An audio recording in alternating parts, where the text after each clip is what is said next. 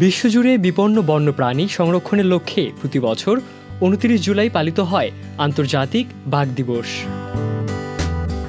দিনটিকে সামনে রেখে Pantonix tiger run mini marathon প্রতিযোগিতা আয়োজন করা হয়।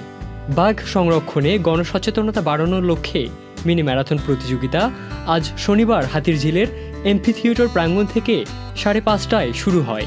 এতে অংশগ্রহণ করেছেন বিভিন্ন বয়সী প্রায় ১,০০০ প্রতিযোগী। এই ইভেন্টটা খুবই সুন্দরভাবে হয়েছে। প্রত্যেকটা জিনিস, প্রত্যেকটা স্টল, প্রত্যেকটা jersey, medal, everything is 10 on 10। খুব ইউনিকভাবে করতে চেষ্টা করেছে, দেশকে ফোকাস রেখে, আমাদের royal Bengal tiger and everything. চ্যানেলের এই প্রোগ্রামটা আজকে দেখলাম যে খুবই গোছালো একটা প্রোগ্রাম। দৌড়ানোর সাথে সাথে হাইড্রেশন পয়েন্টগুলো, তারপর হচ্ছে জিপ দিয়ে পুরো সার্কেলটা মেনটেন করা, এই জিনিসগুলো একটা মানে ইন্সপায়ারিং একটা ফ্যাক্টর।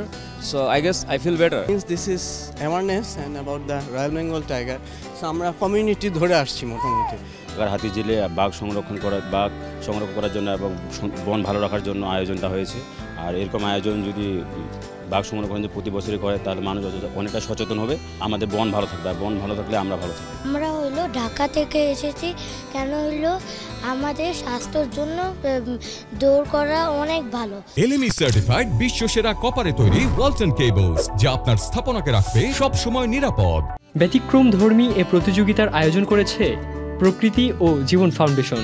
আয়োজনে সহযোগিতা করেছে সেফ ও বাংলাদেশ অ্যাডভেঞ্চার ক্লাব।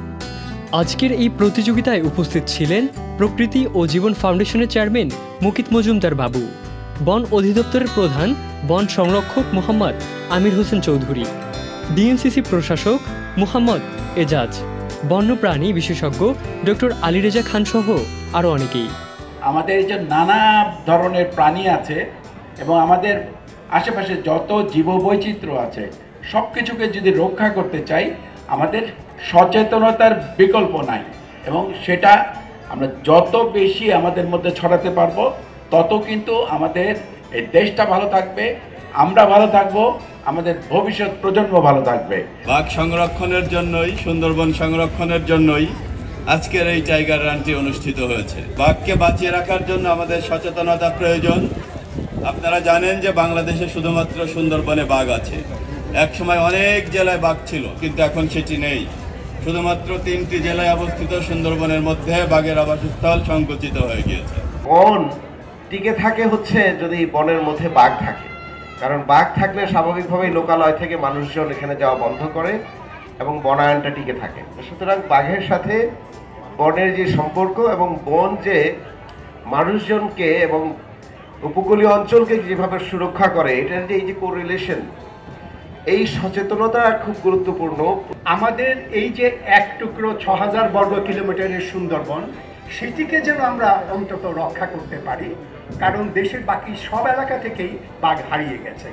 কাজে আপনাদের কাছে আমি সনির্বন্ধ অনুরোধ করব যে আপনারা সবাই সরকারকে এই চাপে রাখবেন, তারা যেন কখনোই সুন্দরবনের থেকে কখনো তেল উত্তোলন, সুন্দরবনের ভিতর দিয়ে রাস্তাঘাট তৈরি এবং এর আশেপাশে এই ট্যুরিজমের নামে যেসব প্রতিষ্ঠান হয়, সেগুলো যেন করতে দেওয়া না হয়। পুরুষ ও নারী ক্যাটাগরির পাশাপাশি শিশুদের জন্য 2 ক্যাটাগরিতে এ প্রতিযোগিতা অনুষ্ঠিত হয়।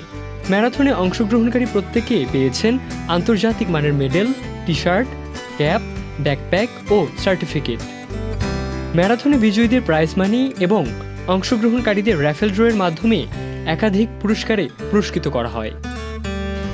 ইবনে সাইদ অঙ্কুর, চ্যানেল আই।